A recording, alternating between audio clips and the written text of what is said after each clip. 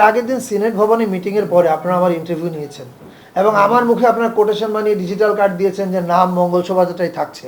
আপনাদের ভিডিও থেকে কোথাও আছে আমি এই কথাটা বলেছি, কিন্তু আপনারা তো ডিজিটাল কার্ড বানিয়ে ছেড়েছেন।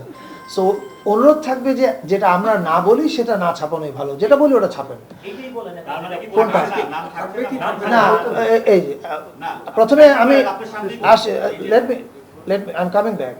এটা হচ্ছে আপনাদের আগে যে ভুল আমাকে কোটেশন করা হচ্ছে এটা ক্ল্যারিফাই করলাম, দয়া করে এটা প্রচার করেন।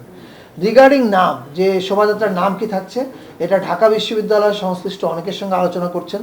তারা আলোচনা করে ওনাদের প্রেস কনফারেন্স আছে 10 তারিখে, ওনারা আপনাদেরকে জানাবেন যে নামটা আসলে কী হবে। বাঙালি এবং আরও অন্যান্য জাতিগোষ্ঠী সবাই অংশগ্রহণ করছে এবার উৎসবে, এবং এটা আপনি সরকারি উদ্যোগে দেখতে পাচ্ছেন।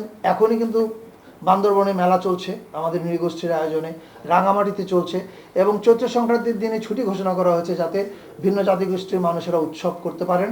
এবং ঢাকার শোভাযাত্রাতে এবার শুধু বাঙালি না, আরও 26টা জাতিগোষ্ঠী অংশগ্রহণ করছে। আগামীকাল একটা প্রেস কনফারেন্স হবে যেখানে আমি থাকবো, আমাদের এলজিআরডি অ্যাডভাইজার আসিফ মাহমুদ সজীব ভুঁইয়া থাকবেন এবং সুপ্রদীপ চাকমা দাদা থাকবেন।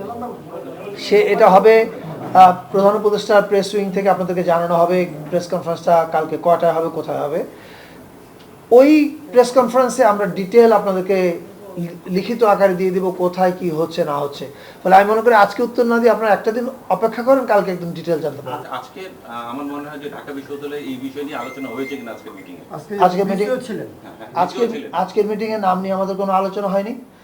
আর আপনি বলছেন যে সরকার কনসার্ন কিনা এই বিষয়গুলো নিয়ে, নাকি ঢাকা বিশ্ববিদ্যালয়ের উপর পুরোটাই ছেড়ে দেওয়া হয়েছে কিনা। ঢাকা বিশ্ববিদ্যালয়ে শোভাযাত্রাটা আয়োজন করে, এটা নেতৃত্বে তারা থাকে, তারা এটার সিদ্ধান্ত নেবেন। এখন সরকার এটা নিয়ে ভাবছে কিনা, সরকার তো সারা দেশ নিয়ে ভাবে, সারা দেশের মধ্যে তো ঢাকা বিশ্ববিদ্যালয় আছে, সকল কিছুই আছে, সরকার কেন ভাববে না, নিশ্চয়ই ভাববে না।